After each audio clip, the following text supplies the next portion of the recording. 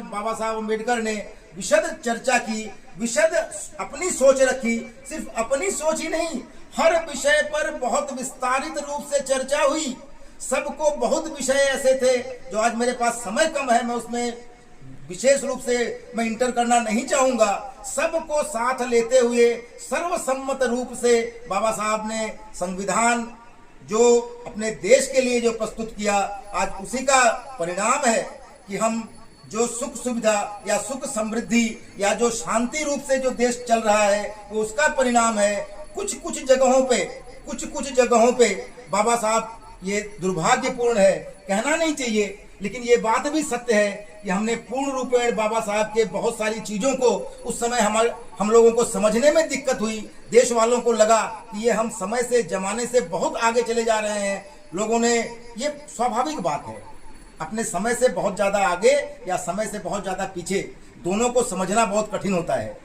तो उन समस्याओं का भी हमको पूर्ण रूप से विश्वास है कि बाबा साहब के संविधान, बाबा साहब के सारे विचार संविधान में लिखित रूप से हम नहीं पा सके, लेकिन उनके विचारों से सारा देश अवगत है। उनकी विचारधारा क्या थी, उन ये समस्याओं के बारे में उनकी सोच क्या थी, उन सोच से आज की परिस्थिति देखकर निश्चित रूप से हम लोग एकत्रित रूप से एक साथ बैठ से उससे सीख लेते हुए अगले और उज्जवल भारत भविष्य के लिए और हमें क्या करना है, अगर कुछ सुधार करना है तो क्या करना है, इससे हम निश्चित रूप से सीख लेंगे और एक उज्जवल भारत और समृद्ध भारत और भी लोकतांत्रिक भारत और भी समानता देने वाला भारत।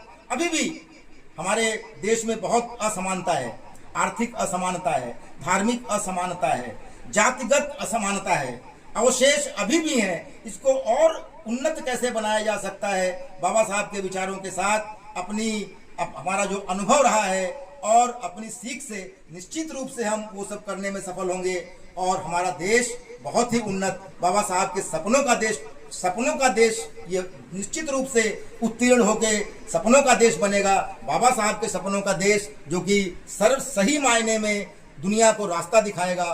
बाबा साहब को आज मैं श्रद्धांजलि अर्पण करता हूँ, उनके प्रति अपनी कृतज्ञता व्यक्त करता हूँ, उन्हें नमन करता हूँ। अपनी तरफ से, अपनी मित्र मंडली की तरफ से, अपने कारखाने की तरफ से, अपने देशवासियों की तरफ से हम सबको इन दिनों की जरूरत ही इसी कारण से है। हम किसी को मनाते हैं, किसी को याद करते हैं, किसी को भूल जाते हैं। आज ही वो दिन है कि उनकी बातों को हम फिर से याद करें, उनको स्मरण करें और सबसे महत्वपूर्ण बात जो है, उनकी दिशा का भारत बनाने की कोशिश करें। अपनी जो भूमिका है, अपना जो योगदान है, उसको भी करें। यही उनके प्रति सच्ची श्रद्धांजलि होगी और वही उनके प्रति सच्चा नमन होगा। आप सबको बहुत बहुत धन्यवाद। विजय प्रकाश बैठा जी को बहुत बहुत धन्यवाद।